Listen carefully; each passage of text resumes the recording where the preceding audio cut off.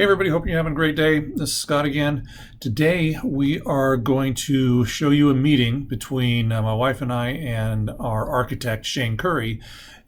This is the second design review of the architecture for the City Heights project, the 8 units we're putting up there as an infill project. So during this project, we'll confirm some of the changes we made, take a look at his interpretation of them, make a couple more decisions, and basically set us up for the final design review before we go to engineering. So this was a shorter meeting. It was only about 35 minutes. I've cut it down to about 20 minutes here for you. If you have any questions or comments, I'd love to hear them in the comments below. Thank you very much, and let's get to the meeting.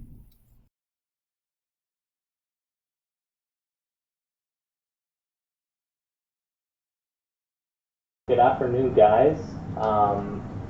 This is the Marlboro Design Development 2 presentation. So what you see on this first slide is kind of a bird's eye view of the entire development. You guys are familiar with most of the stuff that you've seen here from the last design development meeting. Few changes here that we've made. Just a quick overview is basically we brought a mural on this back side along the alley just to keep that side from getting tagged up and make the building kind of more characteristic and just give the building more character. And then what we also did was brought some elements from that mural on the backside to different parts of the building. That's where you're going to see kind of different murals scattered around. So once we kind of get the artist input and then choose the artist, they're going to give us way better recommendations on where to put, scattered murals that all correlate to that back mural, which is the kind of the iconic mural, right, for this. Okay, so project schedule. So here we are in phase 3 here in design development.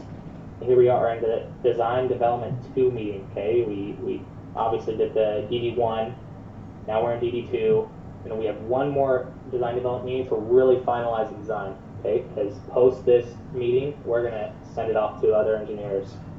We don't want to, send them changes every couple weeks or so. Okay, so really finalize the design by the end of design development 3 meeting. Okay, so let's just jump into the roof and floor plans, or the floor plans and roof plan. So we already went over this breakdown, but I'll just go over it again. So each structure, so we have 4 total structures. Each structure has 2 units. So 8 units total on the site. Each unit is right around that 748 square foot mark, depending on which option we go with, whether option A, B, or C. Okay, they each range a foot or so. Each unit has 2 bedroom, 1 baths. Each unit is 1 floor. We got that staggered architectural design. We have a private patios and private balconies. We have an open floor plan in the living and dining spaces in the kitchen. And then we have an in-unit washer and dryer, and then 2 plumb walls. Okay, you guys are very familiar with this. So I just want to jump into option A. Okay, this is the design provided in design development 1. Okay, but we can just recap. We have a site access. Okay, along this underside of the page. You can either go left up the stairs to the 2nd floor, or you can go straight through their security gate onto their private patio. Okay, enter into the unit into the public area. We have that L-shaped kitchen. We have the dining area, the living space. Hanging right, you can go into this bathroom, or go straight or left into the bedrooms. Okay, we have that linen closet, washer dryer, closet for this bedroom, the standard closet for the master. Okay, so you guys are really familiar with this option A. I'm not showing 2nd floor in any of these options because whatever we make on this 1st floor is gonna follow on the 2nd floor. Okay. So the point of this page is to really dial down the layout of the floors. Okay, so let's jump into option B. This one you guys aren't familiar with. The biggest change here, okay, is the bathroom and the bedroom kind of entrances. Okay, so same entrance into the unit, into this public area, right? You can hang a right. Now this corridor got a little bit wider. Okay, so corridor widths typically is 36 inches, and that's what you'll see right about here. But this corridor got about 4.5, 5 feet. That being said, I needed to do that to create the entrance into these bedrooms and to get a bigger bathroom, right? Now, so just to talk about the process here. So the overall goal here was to get that bigger bathroom, right? So what I had to do here was bring this wall over about 18 inches, okay? 18 inches or 2 feet in this other one. But 18 inches, once I did that, once I brought that over, there wasn't really any access to get into this bedroom because this door ends up about here and it swings into the bedroom, okay? Now, I've seen this design where it's kind of a 45-degree angle to get into the bedrooms, and I have seen it be successful. So that's kind of the biggest change here is we have this bigger corridor, and that's going to be good for when you're taking out clothes for the washer and dryer and taking them straight into your bedroom, okay? Shane? Now, yeah. Are we going to be ADA compliant in these units? We do not need to be ADA compliant in these units. Okay. Is that a necessity? We can't be anyway, Cori, because we can't have an elevator. We're not going to put elevators in each building. Okay.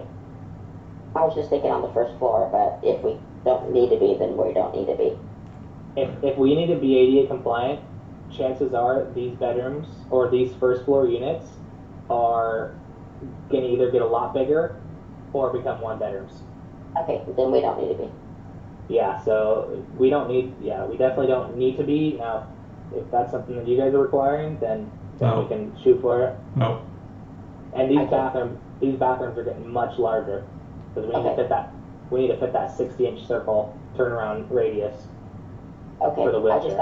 I thought legally we had to be. Nope. Yeah, Okay. so, yeah, no, definitely not. But like I said, if you guys want, then we can shoot for that, but I don't recommend it. Okay, I just was wondering.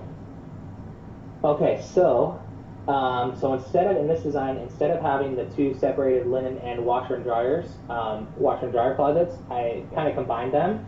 And this is going to be a closet door, so you can slide the closet door when you want to get into the linen side or slide it the other way to get to the washer and dryer.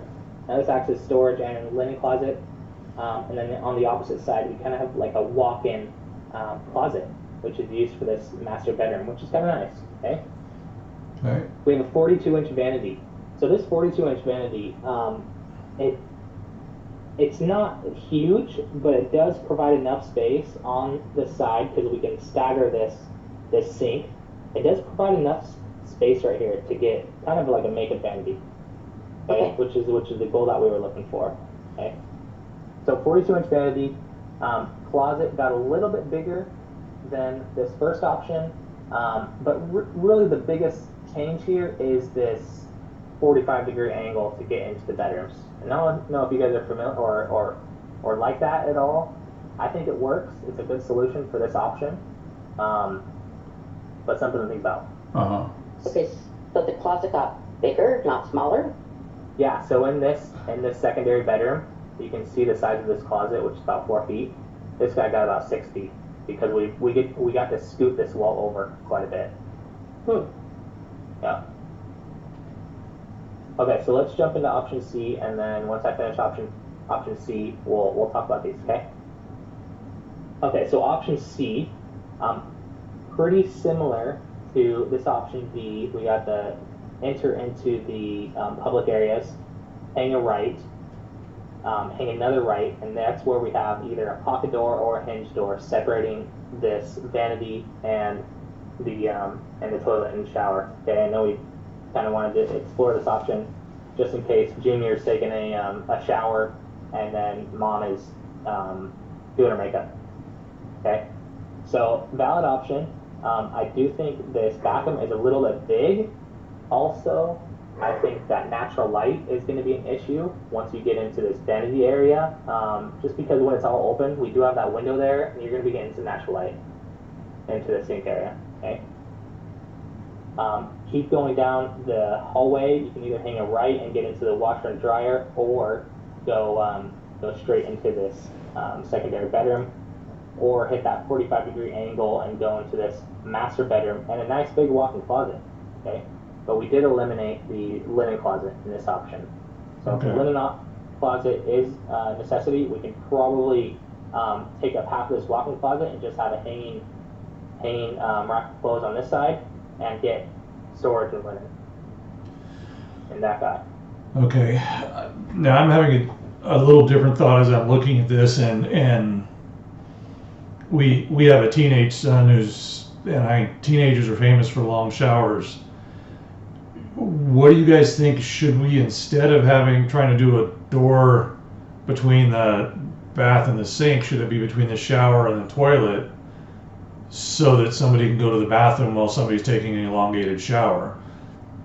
With only one bath, that may be more urgent. If somebody jumps in the shower and locks the door and somebody else is tap dancing outside, what are your thoughts, Cori? I like that better, but I like that better.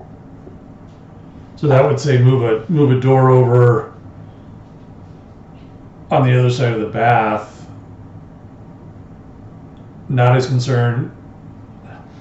The things I don't like about the new dimensions are we lose some bedroom size, and in number 2 we're losing some living room size. It looks like not much. I guess not much. Yeah, not much. We lose about 18 inches on the depth of the living room. Okay. I think typically, Scott, you do have these toilet and shower fixtures in the same room, and I do understand where you're coming from, but imagine it's going to create a big waterproofing issue if we have a wall along that shower and then a door, right? So Okay. It's going to be mold issues. Yeah, and we can tile all around that, but there's no way we're going to get either a wood door to get into the shower area. It's going to have to be a glass door or Okay. Right. Or something along those lines. So typically, I think the toilet and the shower are in the same room, and then there's a lockable door right there. Okay. Just one note then. Let's do frosted shower doors. You know, the sliders, so that if somebody needs to go to the bathroom, they can. Yeah. So which of these three do you like? Change it? Sorry, Cori, what are your thoughts on these three? I think we should do the doors that Shane suggested, keep the bathroom and the toilet and the shower together, and just do the frosted shower doors as you suggested, Scott. No, understand, but then, for the elevation, I like 2. The option B, even if we lose 18 inches in the main rooms, just to have the vanity. I want to keep the linen closet, so I don't want to go to option 3. Okay, so you're okay with slightly smaller bedrooms, so we lose I don't think they're that much smaller. 8 Are they that much inches. smaller, Shane? This one is very comparable, the master bedroom. Now, the only change here is that 45-degree angle, right? Which kind of eats into getting close to your bedroom or your bed corner, right? But we got 11'3" in this option, 11'6" in this option, 12 foot and 11'11". So you're losing a little bit of space, but you are also losing this corner, which can obstruct something. But again, this is a king size bed, so, and this is a 30-inch door typically. So. And those doors will open past that 90 degrees, right? The hinges are on the inside, so they can open all the way. Right.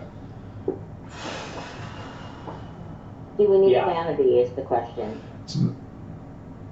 That's. And we also, at the same time, if you guys want to study these a little bit more, we don't have to make the decision right now. You guys can, follow up with an email and be like, hey, we like this option, but can we combine a couple, stuff like that. So let's move forward with the presentation, and we'll come back to it if we need to. But we should dwell on this one for a little bit. Okay. Okay, so roof plan. So we're familiar with this roof plan. We did eliminate that roof deck, which I think was a very smart idea financially and tenant-wise. So we got a 4/12 roof slope. We've got a composite Spanish tiles. We've got 4-inch eave overhang, and then we've got the minimum 4-inch treated lumber as the awnings or the pergolas. And that's going to get us that fire rating because the city looks at 4-inch nominal lumber as non-combustible. So. Okay, so let's jump into these regulations. So you guys are pretty familiar with this front elevation. The only change we're going to see here is maybe some art on this front building, okay? And like I said, this is obviously going to change by the artist's vision, right, of what we want to do. But it's very, it's kind of along the lines of conceptually what we want to do. And then we're going to see that peephole, right, in the door, so you can kind of look in. Okay, this is the east elevation along the alley. I can kind of see something similar to this, something not with too much color, something to bring in some Spanish influence into the building. So something, I can see along these lines, but really up to the artist. Yeah, I think it's looking pretty good for the most part. This is the north elevation. This is going to be your access path. Okay, you can see the stairs along that dark line, and then again, we see some conceptual art on the different buildings. And again, like I said, once we approach an artist, they're going to be like, we're going to pass them these plans. They're going to be like, hey, I can see a big flower over on this building. I can see a flower on this building. So yeah, I'm guessing they're not going to do cactus with palm trees. They'll do more of a palm or something like that. Yeah, but no, I get it. Yeah. Right. I don't love the cactus either, but yeah, we'll figure out what they can do something different. Yeah. Yep. Okay, and this is the south elevation. Now we still need to figure out a good shading solution here. Okay, so I think that either we put it off for now and we just do a shade after permit. Okay, some type of detachable shade like we discussed last time. And I really think that's kind of the only solution, because we're right at that 5-foot limit, and city really won't approve anything else other than this 4-inch nominal wood lumber, but that can get kind of expensive. So I'd rather keep it in the areas that we want to do it in. Okay. So am I understanding we have to have some kind of shade? No. The window coverings aren't good enough? We can just do window coverings. Yeah. Okay. All right. Okay, let's jump into these exterior renderings. You guys are familiar with this view. This is the view from the street. Right. Biggest changes here are the concept painting and that people. And I basically just brought in the same design as the guardrails. Now remember we talked about we're going to lose that driveway entrance. Yep. Okay. Yep. We're gonna lose the driveway? Yeah, there's not going to be a driveway. Okay. Yeah, as soon as we don't provide parking up here, the city's most likely going to make us close up that curb cut, and that's going to provide more parking as well. Okay. Yeah. Okay, so this is as soon as you enter into the gate, maybe some art here, but for the most part, everything stayed the same. We've got pavers that are going to be pervious, that are going to let that water seep through, so we don't have to get that stormwater drawing. It's going to save a lot of money. Now, let's discuss site lighting. So, I think, obviously, per code, we need a light. Let me just go back to you. We need a light next to each door. Okay? On the downside, both doors. We also need a light above or on the side above the entrance doors. Okay? So we have lights there. Now I think it's a great opportunity to, once we have these palm trees or whatever tree we go with, is to bring in lighting on these trees. Okay, you can kind of see here, and they're going to shine up on the tree and shine down. So we can direct the lights to kind of direct the path, right? I think it's a pretty good solution, and no one can really mess with those lights because they're going to be up high. Right. Right. Now, are you thinking electric or solar? I think electric. I think we'll just have the conduit go up the backside. Okay. Yeah. And we didn't show any solar on the roof. Is that okay? Yeah. These are just renderings. We'll show it on the plans. Okay. Yeah. I just think, solar panels are kind of ugly. So I think that we will most likely put this first, building solar panels on this backside, facing east, and then the other ones on the west side. Okay. Yeah.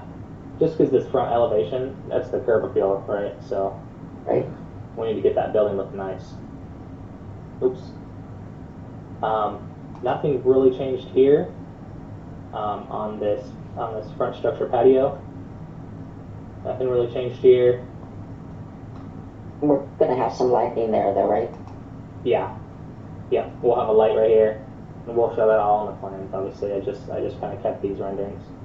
Okay.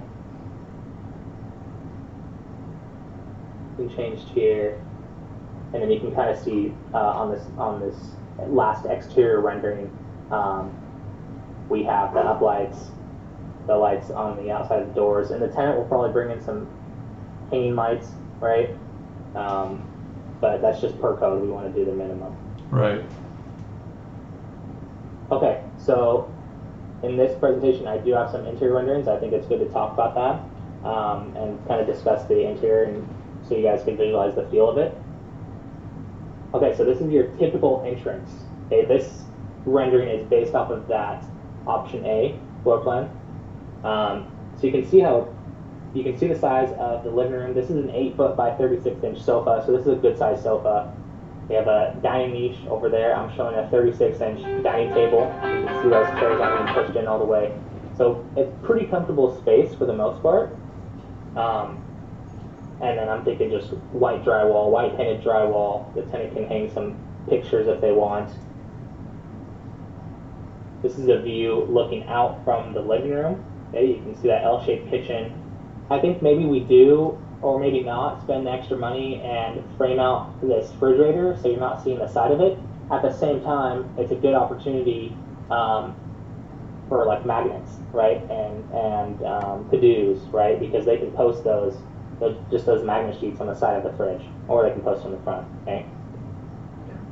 We have a 30-inch sink, 24-inch dishwasher, and then on the other side we have the 30-inch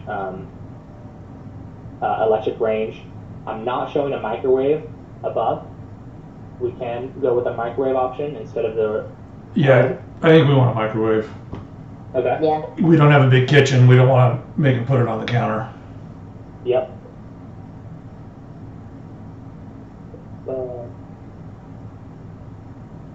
Okay, fantastic.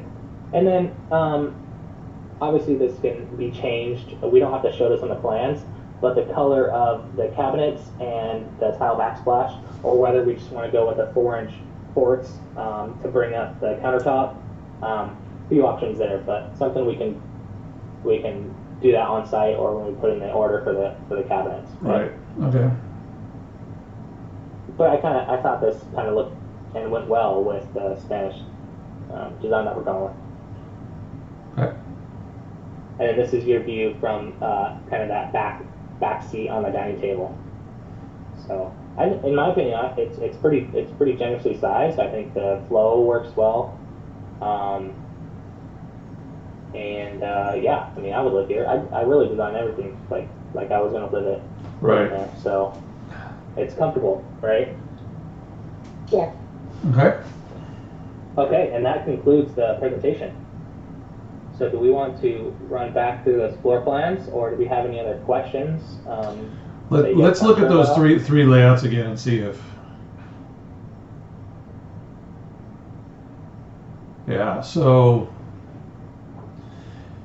You like A or B better, Cor?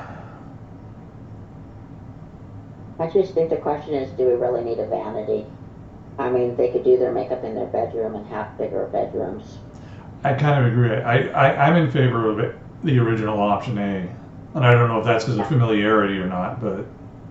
I mean, they could do one of those things over the toilet where they have extra storage space and put the store the makeup there. Yeah, well, we'll probably, I'm thinking stick maybe 2 medicine cabinets opening in opposite directions on those wall above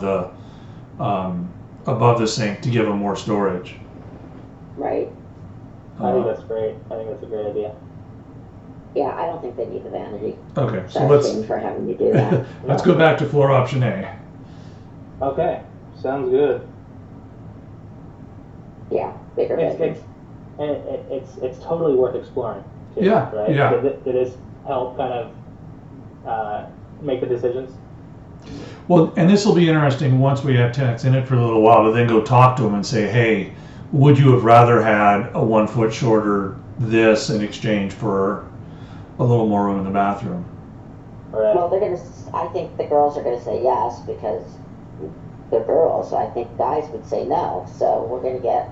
It depends, because remember, one of the other options here when you lay it out is you flip the couch and the TV's along the longer wall, and you start doing that with a shorter room. You don't have as many options and as much flow through.